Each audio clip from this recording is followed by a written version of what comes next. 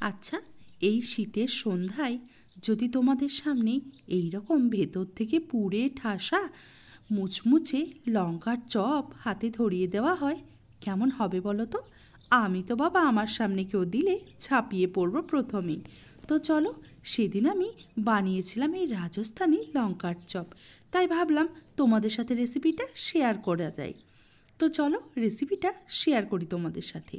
প্রথমেই আমি এই লঙ্কাগুলোর পেটগুলো ভালো মতো কেটে অপারেশন করে নেব। চলো, এই যে দেখতে পাচ্ছ, এইবার আমি লঙ্কাটাকে চলো পেট কেটে অপারেশন করে ভিতরে যেসব নাড়ি ভুড়িগুলো আছে সব কিছু বের করে নিই ভালো মতো করে।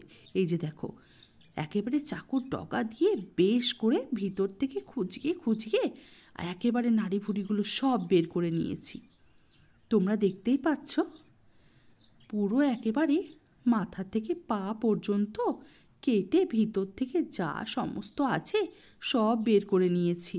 তোমাদের বোঝার সুবিধার্থে এই লঙ্কাটা বেশ সুন্দর ছিল, তাই ভাবলাম আর একটু ভালো মতো করে তোমাদের সাথে দেখিয়ে দিই। চলো, এই যে পুরো এখান থেকে মাঝ বরাবর চিড়ে, এই যে দেখো কেমনভাবে আমি চিরছি, তো হাতের সাহায্যে এইভাবে একটু ফাঁকা করে নিয়ে চাকুর ডগাটা দিয়ে লঙ্কার বীজগুলোকে ভালো মতো করে বের করে নিতে হবে ভেতর থেকে। আর যা কিছু বীজ একটু অবশিষ্ট আছে সেটাকে আমি এই টেবিলের মধ্যে ঘা দিয়ে দিয়ে বীজগুলো সব বের করে নিয়েছি। এইভাবে সমস্ত লঙ্কাগুলোকে বীজবিহীন করে রেখে দেব। এবার চলো পুরটাকে রেডি করা যাক। পুর রেডি করার জন্য প্রথমেই আমি দিয়ে দিয়েছি গরম কড়াইয়ের মধ্যে সাদা তেল। এবার দিয়ে দেব লঙ্কা আর পেঁয়াজ কুচি। আমি বাবা তেলের মধ্যে হিংটা দিতে ভুলে গিয়েছিলাম। তোমরা অবশ্যই তেলের মধ্যে প্রথমে হিং দেবে, তারপর পেঁয়াজ আর লঙ্কা কুচিটা অ্যাড করো।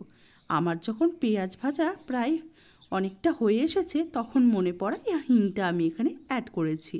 তো চলো, তোমরা অবশ্য যারা হিঙের গন্ধ নিতে পারো না সেটাকে এড়িয়েও যেতে পারো। এবার দিয়ে দিলাম স্বাদ মতো লবণ, দিয়ে দেবো হলুদের গুঁড়ো, আর দিয়ে দেবো চিলি ফ্লেক্স। তোমরা চাইলে অবশ্যই এখানে লঙ্কার গুঁড়ো অ্যাড করতে পারো, তবে আমি এখানে চিলি ফ্লেক্সটাই দিয়েছি। এই যে দেখো, এবার ভালো মতো করে নাড়াচাড়া করে পেঁয়াজগুলো যখন একটু ভাজা ভাজা হয়ে যাবে, সামান্য পরিমাণে একটু চিনি এখানে অ্যাড করতে হবে। তারপরে দিয়ে দিয়েছি শাহি গরম মশলা। আমি অবশ্য এই গরম মশলাটাই ব্যবহার করি। এই যে দেখো, ভালো মতো করে নাড়াচাড়া করে নিয়ে মিক্স করে নিয়ে পেঁয়াজটা বেশ ভাজা ভাজা হয়ে গেলে, মশলাগুলো ভালো মতো ভাজা ভাজা হয়ে গেলে গ্যাসের ফ্লেমটা দেব বন্ধ করে। আর আগে থেকে কেটে রাখা সেদ্ধ করা যে আলুগুলো ছিল সেই আলুগুলো দিয়ে দিলাম এই মশলার মধ্যে। খুন্তির সাহায্যে যতটা পারবো ভাঙবো। আমি বাপু বাঙালি, পটেটো ম্যাশারটা খুঁজে পাচ্ছি না। তো কি হয়েছে, বাঙালির আবার বুদ্ধি বার করতে লাগে নাকি?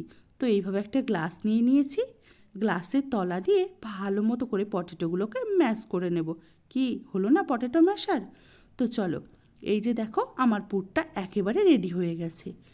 এবার এই পুরগুলোকে লঙ্কার মধ্যে ভালো মতো করে ভরে দেব। চলো, তোমরা দেখতেই পাচ্ছ, এই যে লঙ্কার মধ্যে আমি এবার এই আমার হাতের সাহায্যে এই পুরগুলোকে ভালো মতো করে ঠেসে ঠেসে ভরে দেব।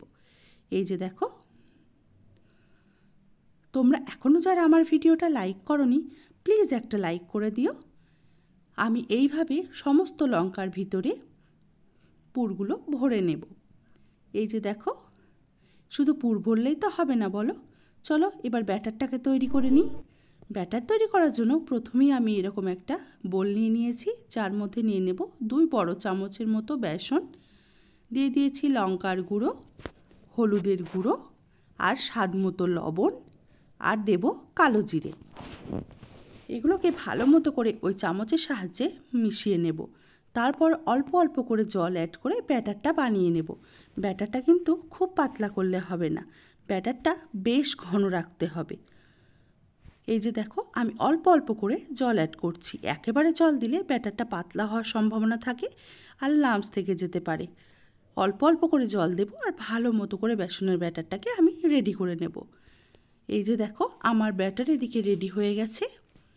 এবার আমি চলো ব্যাটারটাকে ভালো মতো করে লঙ্কাগুলো ওই ব্যাটারের মধ্যে দিয়ে গরম ডুবো তেলে লঙ্কাগুলো ছেড়ে দিলেই লঙ্কার চপ ব্যাস গরম গরম রেডি হয়ে যাবে। এই যে দেখো তেলটাও এদিকে বেশ গরম হয়ে গেছে। এই যে দেখো এবার আমি এই লঙ্কাগুলোকে নিয়ে নিয়ে সব একে একে ব্যাটারের মধ্যে দিয়ে গরম তেলে ছেড়ে দেব। ব্যাটার লাগানো খুব ভালো মতো করে ব্যাটার লাগিয়ে নিয়ে এই যে দেখো এবার গরম তেলের মধ্যে ছেড়ে দিলাম। ইস কি কাণ্ডটাই না হলো। তো চলো এইভাবে আমি পরপর যতগুলো লঙ্কা আমার এই কড়াইয়ের মধ্যে হয় আমি ততগুলো লঙ্কা দিয়ে ভালো মতো করে উল্টে পাল্টে ভেজে নেব।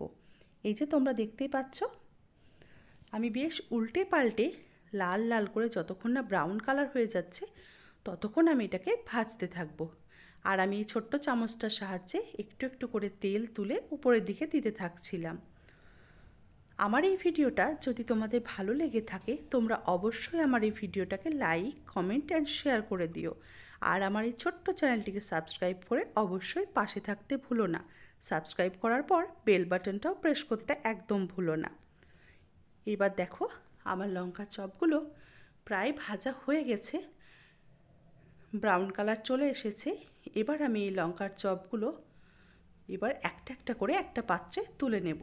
আমার না শেষের ক্লিপটা নিতে কোনোভাবে ভুল হয়ে গেছে, তো একটা ছবি তোমাদের সাথে শেয়ার করে দিলাম।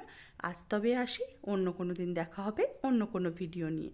টাটা সবাইকে।